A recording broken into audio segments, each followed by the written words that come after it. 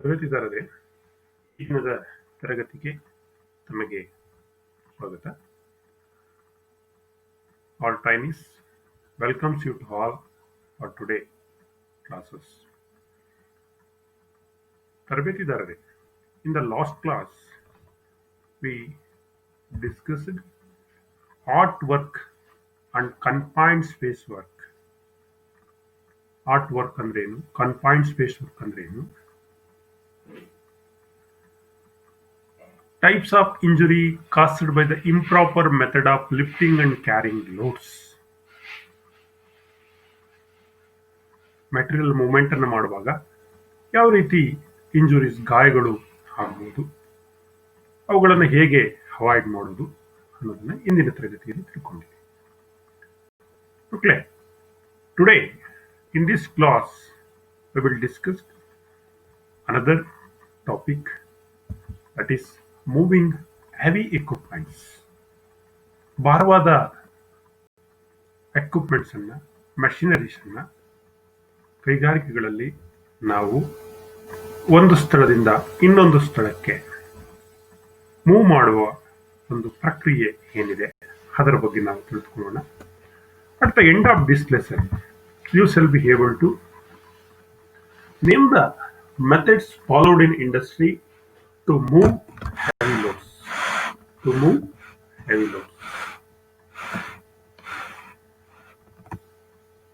Heavy load, that means equipment. Describe the procedure to be followed for moving heavy equipment on layers and rollers. Layers ಮತ್ತು rollers ಅನ್ನು ಬಳಸಿಕೊಂಡು ಯಾವ ರೀತಿ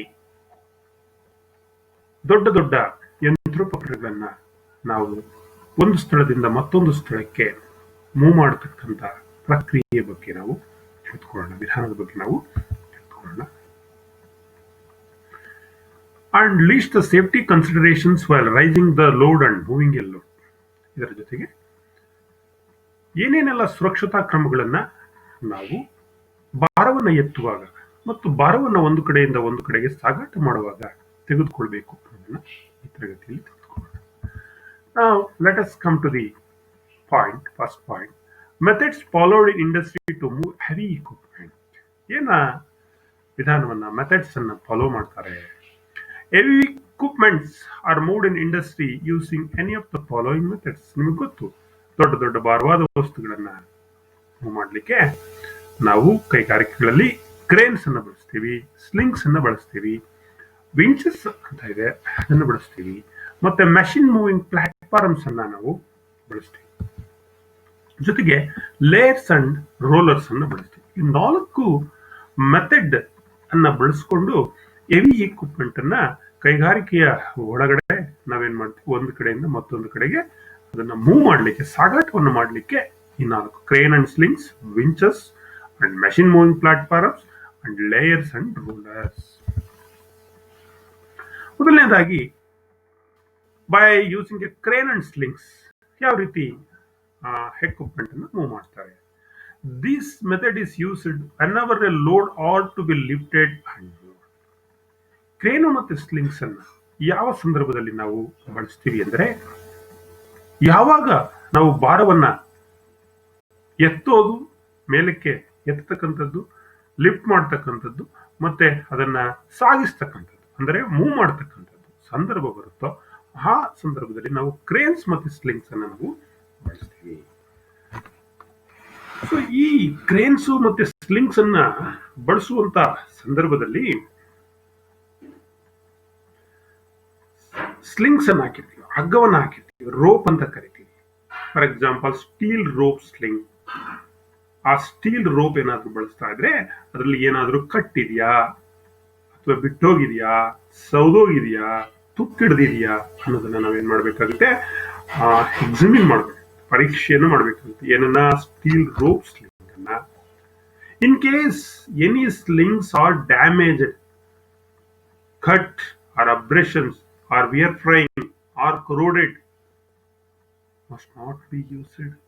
ಅದನ್ನ ನೀವು ಬಳಸಬಾರದು. And also while using the slings, Distribute the weight as evenly as possible between the slings when using more than one sling.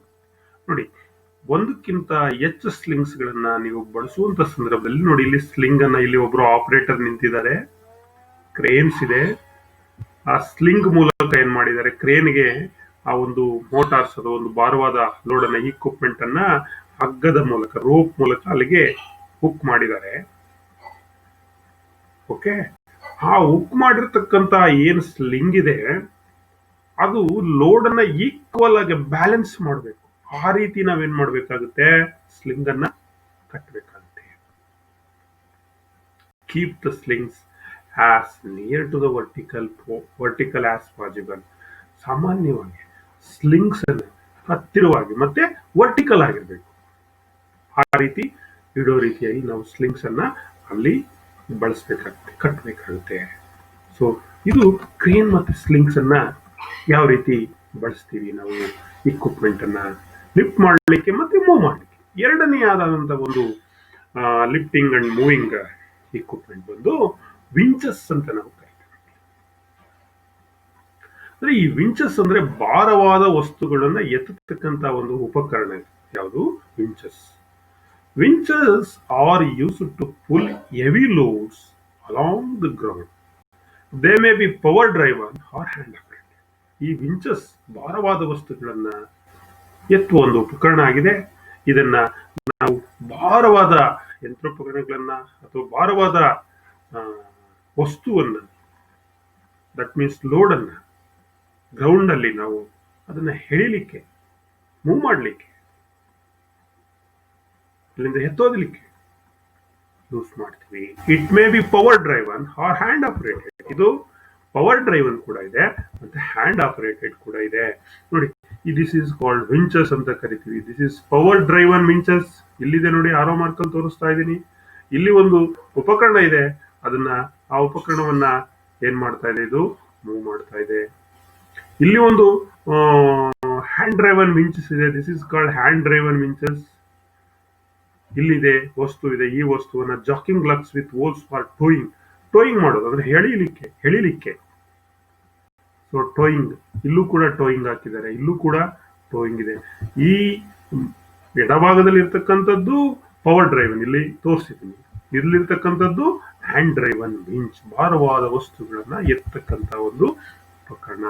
It's available both manual hand driven and power operated. ಯಾವುದೇ ಒಂದು ವಿಂಚಸ್ ಅನ್ನ ಬಳಸಬೇಕಾದ್ರೆ, ಈ ಉಪಕರಣವನ್ನ ಬಳಸುವಾಗ SWL ಅಂತ ಕರಿತೀವಿ. ಅಂದ್ರೆ safe working load. Ensure that the safe working load of the winch is adequate for the task.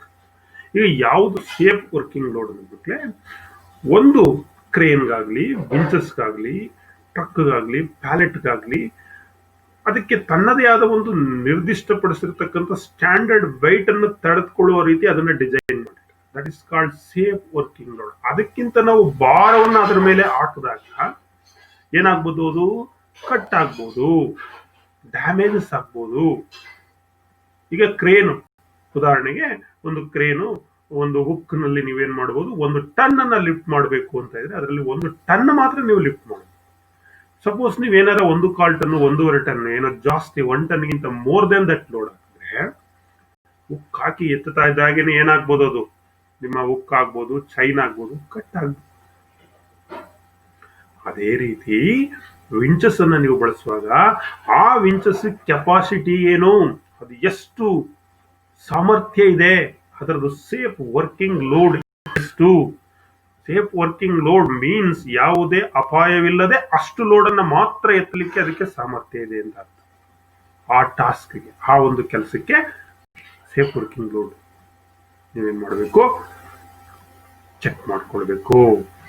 So ಎರಡನೇ point, secure the winch to structure which is strong enough to withstand the pull. ನೀವು ಲೋಡ್ಗೆ ಏನ್ ಮಾಡ್ತೀರಿ, full ಮಾಡಬೇಕಾದ್ರೆ ಅದನ್ನ secure ಮಾಡ್ತೀರಿ, ಕಟ್ಟುತ್ತೀರಿ. ಅಂತ ಸಂದರ್ಭದಲ್ಲಿ ಸ್ಟ್ರಾಂಗ್ ಆಗಿರ್ಬೇಕು. ನೀವು ಫುಲ್ ಎಳಿತಿರಲ್ಲ, ಅದನ್ನ ತಡೀತಕ್ಕಂತ ಒಂದು ಸಾಮರ್ಥ್ಯ ಅದಕ್ಕೆ ಇರಬೇಕಾಗುತ್ತೆ.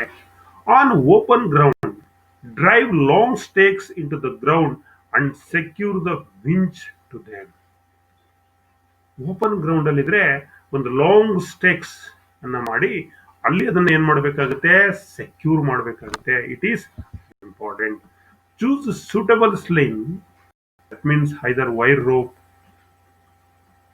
and pass it around the base of the load, secure it to the hook of the winch.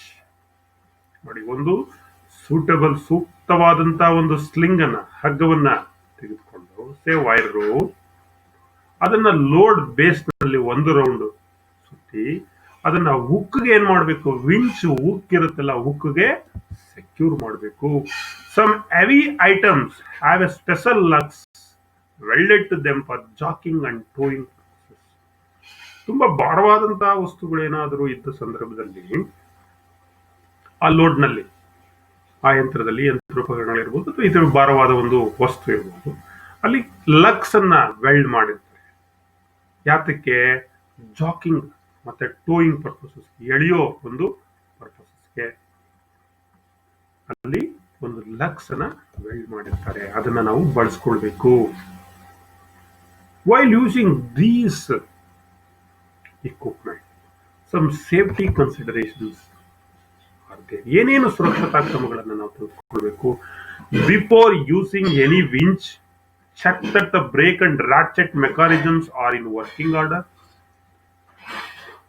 ವಿಂಚಸ್ ಅನ್ನು ಬಳಸೋದಕ್ಕೂ ಮೊದಲೇ ಅದರದ್ದು brake system, ratchet system, working mechanisms ಎಲ್ಲ ಆರ್ಡರ್ ಅಲ್ಲಿ ಇದೆಯಾ, ಕರೆಕ್ಟ್ ಆಗಿದೆಯಾ ಅಂತ ನಾವು ಚೆಕ್ ಮಾಡಬೇಕು. Practise how to use the brake. ಮತ್ತೆ ಬ್ರೇಕ್ಸ್ ಇರುತ್ತೆ ವಿಂಚ್ ನಲ್ಲಿ, ಅದನ್ನ ಹೇಗೆ ನೀವು ಬಳಸಬೇಕು ರೋಡನ್ನ ಮೂವ್ ಮಾಡುವಂತ ಸಂದರ್ಭದಲ್ಲಿ. Keep hands and fingers well away from the gear wheels. ಅಲ್ಲಿ ವಿಂಚಸ್ ನಲ್ಲಿ ಗೇರ್ಸ್ ಎಲ್ಲ ಇರುತ್ತೆ, ಅಲ್ಲಿಗೆ ನೀವು ನಿಮ್ಮ ಕೈ ಆಗ್ಲಿ ಫಿಂಗರ್ಸ್ ಆಗ್ಲಿ ಹಾಕ್ಲಿಕ್ಕೆ ಹೋಗ್ಬಾರ್ದು. ಸ್ವಲ್ಪ ದೂರದಲ್ಲಿ ನೀವು ಸೇಫ್ ಆಗಿ ಇರಬೇಕಾಗುತ್ತೆ. Keep the bearings and gears oiled or grease. ಮತ್ತೆ ಮೈಂಟೈನ್ ಮಾಡಬೇಕು. ವಿಂಚಸ್ ಅನ್ನ ನೀವು ಬಳಸುವಾಗ ಅದರದ್ದು ಪ್ರತಿಯೊಂದು ಅದರ ಸೇಫ್ ವರ್ಕಿಂಗ್ ಲೋಡ್ ಏನು, ಅದು ಎಲ್ಲ ಬ್ರೇಕ್ ಸರಿ ಇದೆಯಾ, ರಾಚೆಟ್ ಸರಿ ಇದೆಯಾ, ಮತ್ತೆ ಬ್ರೇಕ್ ಅಪ್ಲೈ ಆಗ್ತಾ ಇದೆಯಾ, ವರ್ಕ್ ಆಗ್ತಾ ಇದೆಯಾ, ಅದನ್ನ ಹೇಗೆ ಯೂಸ್ ಮಾಡೋದು ಬ್ರೇಕ್ ಅನ್ನ. ಮತ್ತೆ ಅಲ್ಲಿ ಗೇರ್ಸ್ ಎಲ್ಲ ಇರುತ್ತೆ, ಅಲ್ಲೆಲ್ಲ ಕೈಯನ್ನ ಹಾಕ್ಬಾರ್ದು, ಫಿಂಗರ್ಸ್ ಬೆರಳುಗಳನ್ನ ಹಾಕ್ಬಾರ್ದು. ಸಿಕ್ಕಾಕೊಳ್ತಕ್ಕಂಥ ಸಾಧ್ಯತೆ, ಕ್ರೆಸ್ ಆಗ್ತಕ್ಕಂಥ ಸಾಧ್ಯತೆ ಹೆಚ್ಚಿರುತ್ತೆ. ಮತ್ತೆ ಆ ಒಂದು ವಿಂಚಸ್ ನ ಬೇರಿಂಗ್ಸ್, ಗೇರ್ಸ್ಗೆ ಸರಿಯಾದ ರೀತಿಯಲ್ಲಿ ಆಯಿಲಿಂಗ್, ಗ್ರೀಸಿಂಗ್ ಅಂದ್ರೆ ಲುಬ್ರಿಕೇಟಿಂಗ್ ಅನ್ನ ಮಾಡತಕ್ಕಂಥದ್ದು.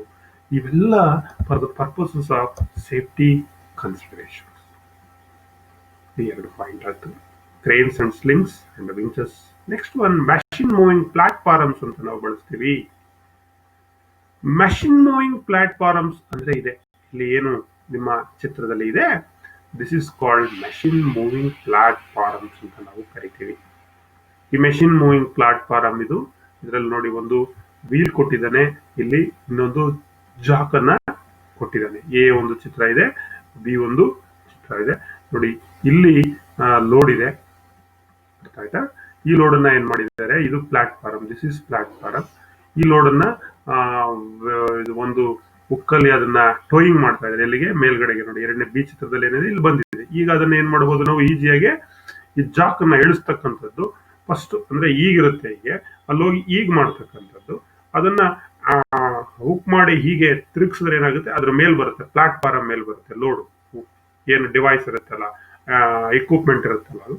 ನಂತರ ಜಾಕ್ ಅನ್ನ ನೀವು ಕೆಳಗಡೆ ಇಳಿಸ್ತೀರಿ, ಮತ್ತೆ ಎರಡು ಕಡೆ ನಿಮ್ಗೆ ವೀಲ್ ಅನ್ನ ಕೊಟ್ಟಿರ್ತಾರೆ. ನೋಡಿ ಇಲ್ಲಿ ಎರಡು ವೀಲ್ಸ್ ಇದೆ. ಸೊ ಈಗ ಏನ್ ಮಾಡ್ಬೋದು, ನೀವು ಈಸಿಯಾಗಿ ಅದನ್ನ ಮೂವ್ ಮಾಡ್ಬೋದು. This is machine moving platforms. This is a special device made to move heavy equipment in industries. ಇದು ಒಂದು special load moving equipment industries ನಲ್ಲಿ ನಾವು ಬಳಸ್ತೀವಿ.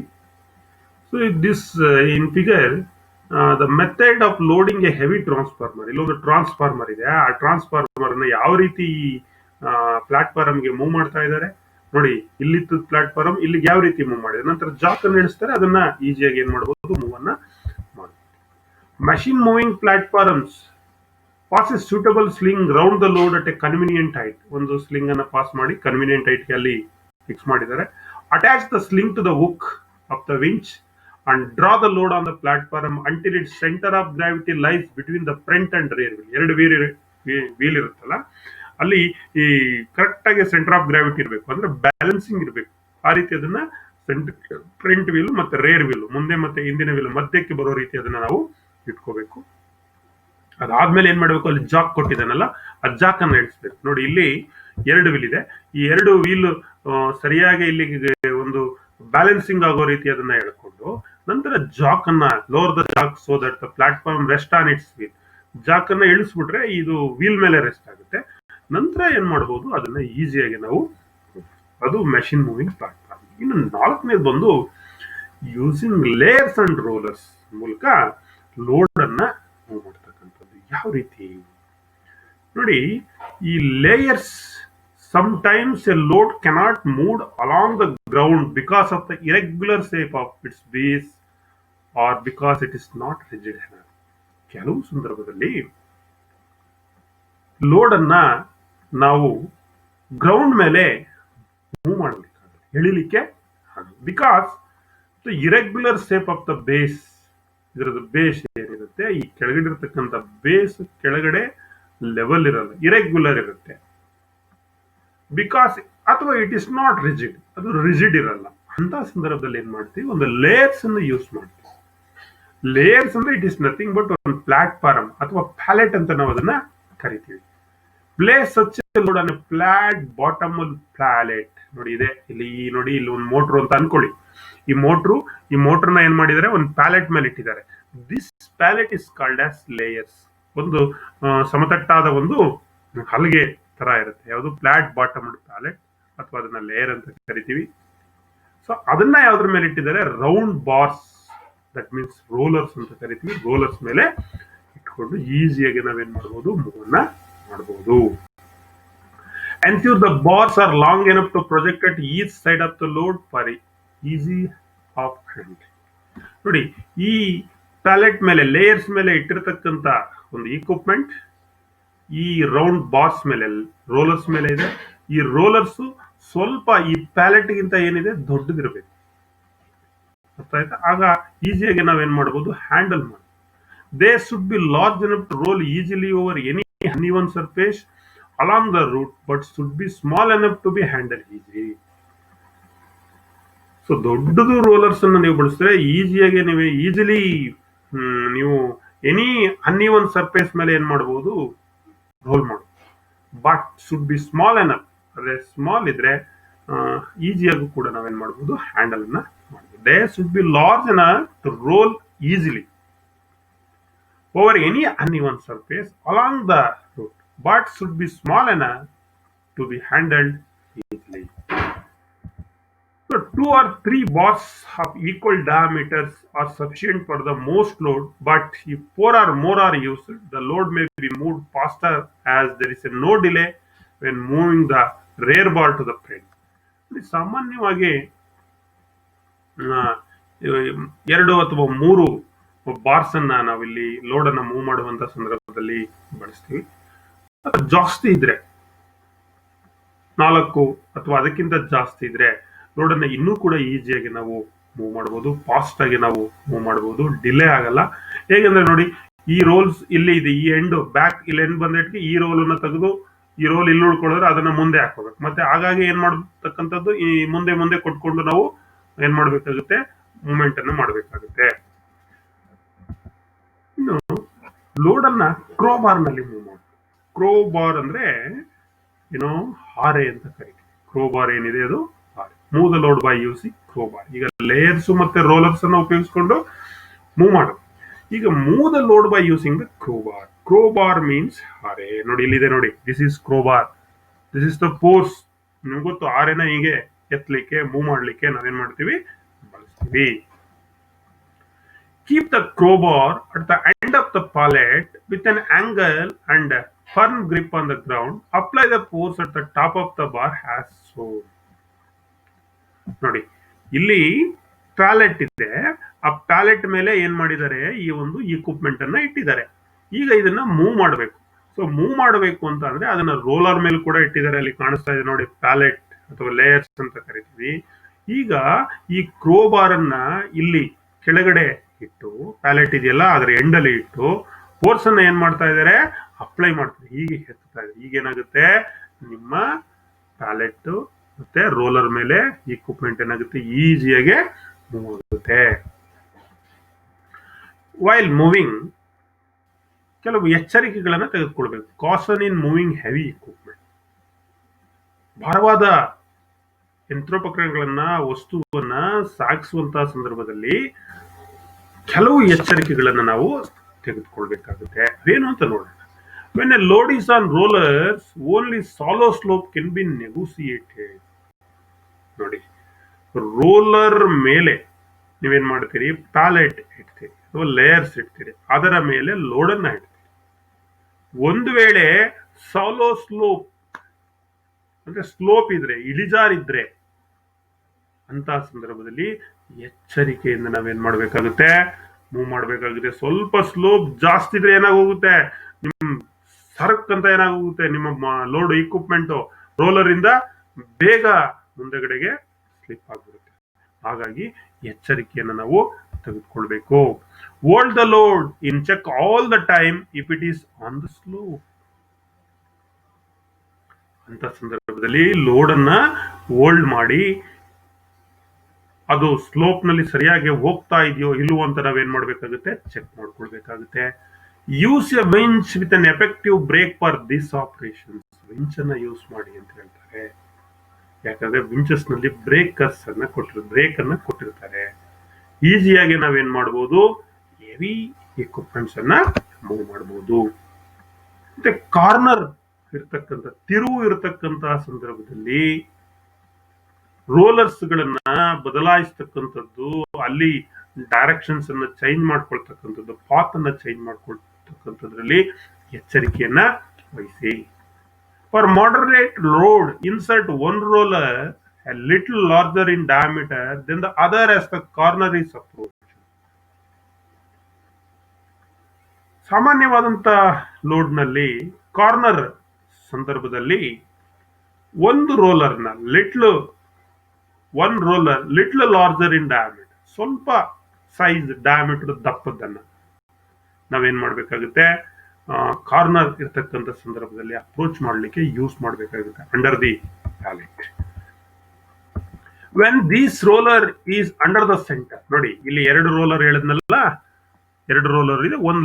ಒಂದು ರೋಲರ್ ಸ್ವಲ್ಪ ಲಿಟಲ್ ಲಾರ್ಜರ್ ಸೈಜ್ ಅಂತ ಹೇಳಿದ್ರೆ, ಇಲ್ಲಿ ಮಧ್ಯದಲ್ಲಿ ಅದನ್ನ ಹಾಕಿದೀವಿ ನಾವು. ಇದನ್ನ ಹಾಕೋದ್ರಿಂದ ಏನಾಗುತ್ತೆ ಅಂದ್ರೆ ಈಸಿಯಾಗಿ ನಾವು ತಿರುಗಿಸಬಹುದು ಕಾರ್ನರ್ ಅಲ್ಲಿ. When this roller is under the centre of gravity ಇರುತ್ತೆ, ಇದು ಗುರುತ್ವಾಕರ್ಷಣೆ ಆಧಾರದ ಮೇಲೆ ಇದು ಇರುತ್ತೆ. ಈ centre of gravity of the load ಇರೋದ್ರಿಂದ ಲೋಡ್ ಅನ್ನ ಏನ್ ಮಾಡಬಹುದು ನಾವು, ಕ್ಯಾನ್ ಬಿ ರಾಕ್ಡ್, ಅಂದ್ರೆ ಹಿಂದೆ ಮುಂದೆ ಹಾಡ್ಸ್ತಕ್ಕಂಥದ್ದು, ಮೇಲೆ ಕೆಳಗಡೆ ಹೀಗೆ ಆಡಿಸ್ತಕ್ಕಂಥದ್ದು. ಅವಾಗ ಏನ್ ಮಾಡ್ಬೋದು, ಈಸಿಯಾಗಿ ನಾವು ಅದನ್ನ ಸ್ವೇಲ್ ಮಾಡಬಹುದು, ತಿರುಗಿಸ್ಬೋದು ಸೈಡ್ ವೇಸ್ಗೆ ಕಾರ್ನರ್ ಸಂದರ್ಭದಲ್ಲಿ. ಸೊ ಅಂತ ಸಂದರ್ಭದಲ್ಲಿ ಒಂದು ಸ್ವಲ್ಪ ದೊಡ್ಡ ಸೈಜ್ ರೋಲರ್ಸ್ ಅನ್ನು ನಾವು ಬಳಸಿದ್ರೆ,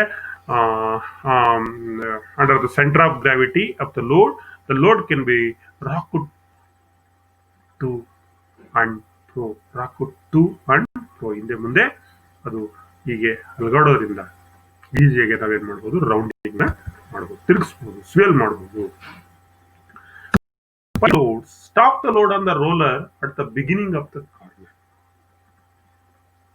ತುಂಬಾ ಜಾಸ್ತಿ ಭಾರವಾದ ಒಂದು ವಸ್ತುಗಳೇನಾದ್ರೂ ನಾವು ಸಾಗಾಟ ಮಾಡ್ತಾ ಇದ್ರೆ, ಅಂತ ಒಂದು ಸಂದರ್ಭದಲ್ಲಿ ಕಾರ್ನರ್ ಅಲ್ಲಿ ನಾವೇನ್ ಮಾಡಬೇಕು, ಸ್ಟಾಪ್ ಮಾಡ್ಬೇಕಾಗುತ್ತೆ. Beginning of the corner start ಆಗುತ್ತಲ್ಲ ಕಾರ್ನರ್, ಅಲ್ಲಿ ನಿಲ್ಲಿಸಿ ನಂತರ ಏನ್ ಮಾಡ್ಬೇಕಾಗುತ್ತೆ, ನಾವು ಅದನ್ನ ಸೆಟ್ ಮಾಡಿ ನಂತರ ಮೂವ್ ಮಾಡಬೇಕಾಗುತ್ತೆ. Twist the load round the rollers by pushing the sides with the crowbars until the load is just over the ends of the rollers. ನೋಡಿ, ಇಲ್ಲಿ ಏನ್ ಮಾಡ್ತಾ ಇದೀವಿ, ಆ ಲೋಡ್ ಅನ್ನ ಕ್ರೋಬಾರ್ ಆರೆಯನ್ನು ತೆಗೆದುಕೊಂಡು ಟ್ವಿಸ್ಟ್ ಮಾಡ್ತಾ ಇದೀವಿ. Twist the load round on the rollers, ಆ ರೋಲರ್ ಮೇಲೆ ರೌಂಡ್ ಆಗ್ಬೇಕು. ಬೈ ಪುಷಿಂಗ್ ದ ಸೈಡ್ಸ್, ಒಂದು ಸೈಡ್ ಅನ್ನ ಪುಷ್ ಮಾಡೋದ್ರ ಮೂಲಕ, ಯಾವ್ದ್ರಲ್ಲಿ, ಕ್ರೋಬಾರ್ ಇಂದ. ಎಲ್ಲಿವರೆಗೆ, until the load is just over the ends of the rollers, ಅದು ಆ ರೋಲರ್ನ ಹೆಂಡ್ಗೆ ಹೋಗೋ ಹೆವಿ ಇಕ್ವಿಪ್ಮೆಂಟ್ಸ್ ಭಾರವಾದಂತ ವಸ್ತುವನ್ನು ಮೂವ್ ಮಾಡುವಾಗ ನಿಲ್ಲಿಸಿ ಈ ಒಂದು ಕೆಲಸ. ಈ ರೀತಿ ಲೋಡನ್ನ ಕಾರ್ನರ್ ಇರುವಂತಹ ಸಂದರ್ಭದಲ್ಲಿ ನಾವು ಮೂವ್ ಮಾಡಬೇಕಾದ್ರೆ ಕೆಲವು ರೋಲರ್ಸ್ ಅನ್ನ ನಾವು ಹ್ಯಾಂಗಲ್ಗೆ ಹಾಕೋಬೇಕು. ನೋಡಿ ಇಲ್ಲಿ ಚಿತ್ರದಲ್ಲಿ ಹಾಕಿದೀನಿ, ನೋಡಿ ಇಲ್ಲಿ ಚಿತ್ರದಲ್ಲಿ ಇದೆಯಲ್ಲ, ಈ ಚಿತ್ರದಲ್ಲಿ ಕೆಲವು ರೋಲರ್ಸ್ ಅನ್ನ ಆಂಗಲ್ ಹಾಕೋಬೇಕು in the front of the load front. ಈಗೇನ್ ಮಾಡ್ಬೇಕು, ಲೋಡ್ ಅನ್ನ ಫಾರ್ವರ್ಡ್ಗೆ ಪುಷ್ ಮಾಡಬೇಕು ಆ ರೋಡ್ ಅಲ್ಲಿ ಮೇಲೆ. ಮತ್ತೇನ್ ಮಾಡ್ಬೇಕು, ಈ ಭಾರವನ್ನ, ಈ ಲೋಡ್ ಏನಿದೆ ಇದನ್ನ ಟ್ವಿಸ್ಟ್ ಮಾಡ್ಕೋಬೇಕು. Twist the load for further round and place the freed rollers in front of and at an angle to the load. ಮತ್ತೆ ಈ ರೋಲರ್ಸ್ಗೆ ಬಂದ್ಮೇಲೆ ಹಿಂದೆಯಿಂದ ಇನ್ನೊಂದು ರೋಲರ್ಸ್ ಮತ್ತೆ ಅದೇ ರೀತಿ ಹ್ಯಾಂಗಲ್ಗೆ ಹಾಕಿ ಅದನ್ನೇನ್ ಮಾಡ್ಬೇಕು, ಟ್ವಿಸ್ಟ್ ಮಾಡಿಕೊಂಡು ಪುಷ್ ಮಾಡ್ತಾ ಇರಬೇಕು ಫಾರ್ವರ್ಡ್ ಮೋಷನ್ಸ್ ಕಾರ್ನರ್ ಇರ್ತಕ್ಕಂಥ ಸಂದರ್ಭದಲ್ಲಿ. This can be continue until the load is pointing in the desired directions. ಅಂದ್ರೆ ಇದನ್ನ ಎಲ್ಲಿವರೆಗೆ ನಾವು ಅಂದ್ರೆ ನಿಮ್ಮ ಲೋಡ್ ಯಾವ ಡೈರೆಕ್ಷನ್ಸ್ಗೆ ತಿರುಗಿಕೊಳ್ಬೇಕು ಅಲ್ಲಿವರೆಗೆ ಈ ರೀತಿಯಾದಂತಹ ಒಂದು ಕಾರ್ಯವನ್ನು ನಾವು ನಿರ್ವಹಿಸಬೇಕಾಗುತ್ತೆ. ಸೊ ಈ ಎಲ್ಲ ಎಚ್ಚರಿಕೆಯನ್ನ ತೆಗೆದುಕೊಂಡ್ಬಿಟ್ರೆ ನಾವು ಹೆವಿ ಇಕ್ವಿಪ್ಮೆಂಟ್ಸ್ ಅನ್ನ ಮೂವ್ ಮಾಡಬೇಕು. So in safety considerations, moving heavy loads with crowbar or jacks. Heavy load ಅನ್ನ ಮೂವ್ ಮಾಡುವಂತ ಸಂದರ್ಭದಲ್ಲಿ ನಾವು ಹಾಳೆಗಳನ್ನ ಬಳಸ್ತೀವಿ, ಕ್ರೋಬಾರ್ಸ್ ಅಂತ ಕರೆಸ್ತೀವಿ, ಮತ್ತೆ ಜಾಕ್ಸ್ ಅನ್ನ ಬಳಸ್ತೀವಿ. ಅಲ್ಲಿ ಏನು ಸುರಕ್ಷತಾ ಕ್ರಮಗಳನ್ನ ತೆಗೆದುಕೊಳ್ಬೇಕು ಅಂದ್ರೆ, make sure your hands are clear of the load before lowering it on the packing or rollers. ಯಾವುದೇ ಒಂದು ವಸ್ತುವನ್ನ ಕೆಳಗಡೆ ಇಳಿಸುವಾಗ ನಿಮ್ಮ ಕೈಗಳು, ಅರ್ಥ ಆಯ್ತಾ, ಅದರ ಪ್ಯಾಕಿಂಗ್ಸ್ ಕೆಳಗಡೆ ಏನಾದರೂ ಸಿಗಾಕೊಳ್ತಕ್ಕಂತ ಸಾಧ್ಯತೆ ಹೆಚ್ಚಿರುತ್ತೆ. ಹಾಗಾಗಿ ನಿಮ್ಮ ಖಾತ್ರಿ ಇರಬೇಕು. Remove your hands before lowering the load. ಎಚ್ಚರಿಕೆಯಿಂದ ನೋಡಬೇಕು. ಮತ್ತೆ ಅದು ಪ್ಯಾಕಿಂಗ್ ಅಥವಾ ರೋಲರ್ಸ್ ಮೇಲೆ ಇದೆಯಾ ಹೇಗೆ ನಾವು ಚೆಕ್ ಮಾಡಬೇಕು. Do not use your hands underneath the packing when position and negative is a push block.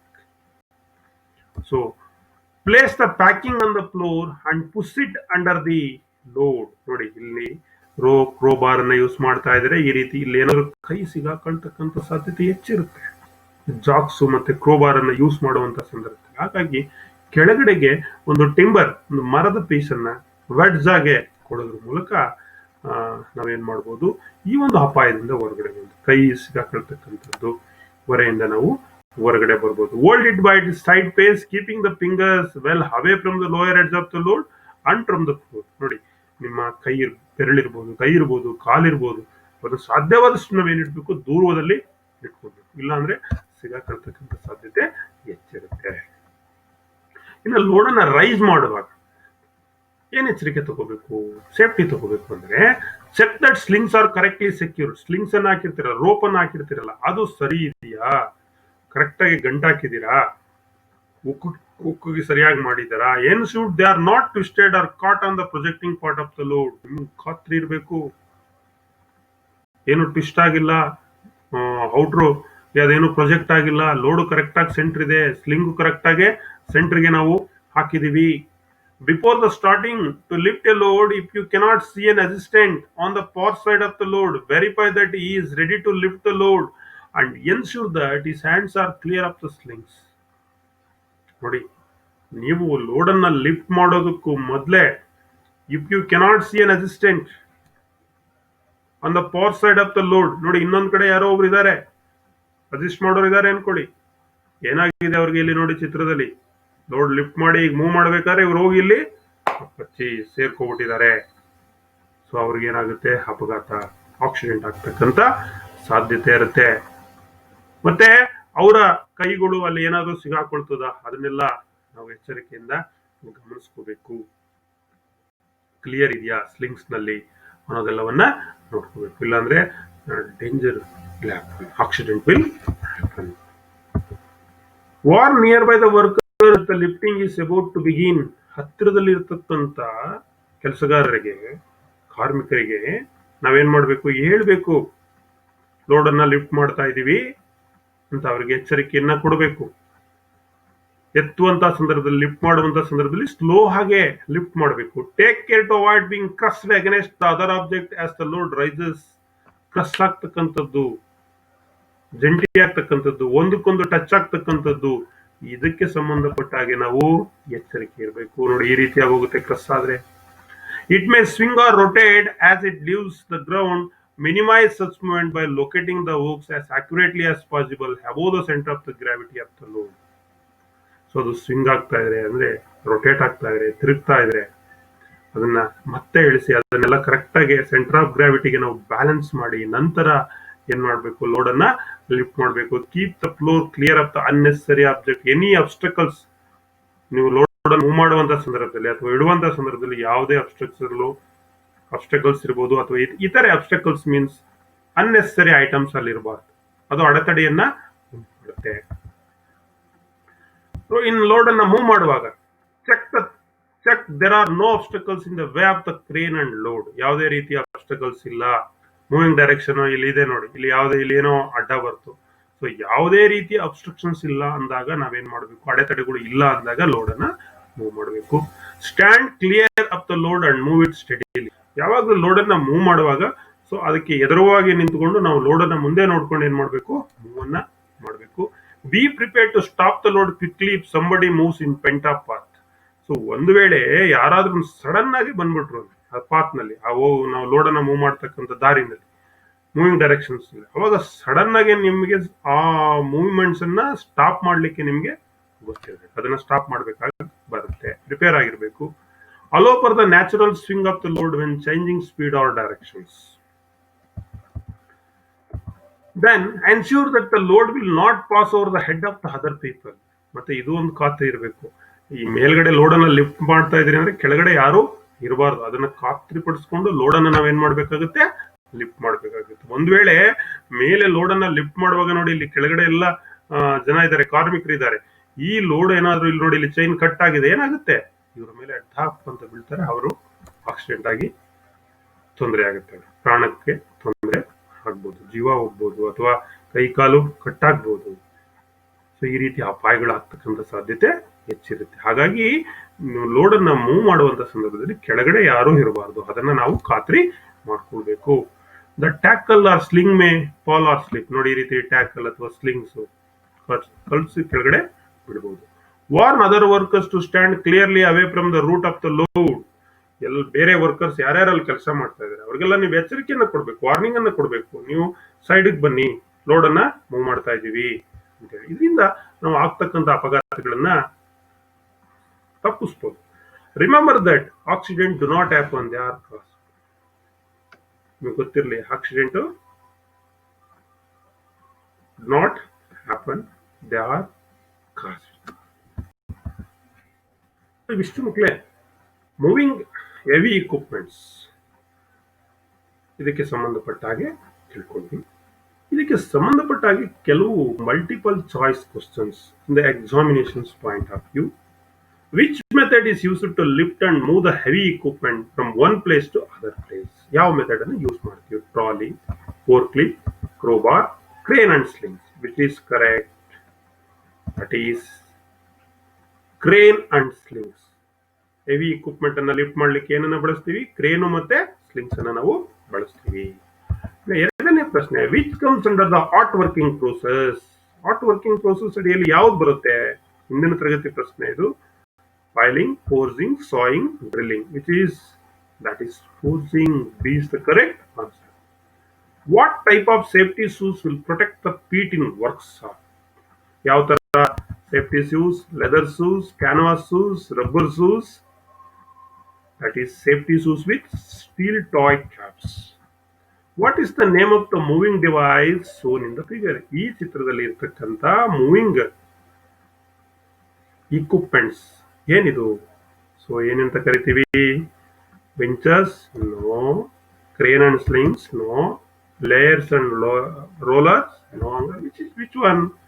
Machine moving platforms. ಇದೇನಿದು? Machine moving platforms. D is the correct answer. Which type of moving method is shown in figure? ಇಲ್ಲಿರ್ತಕ್ಕಂಥ moving methods ಯಾವುದು?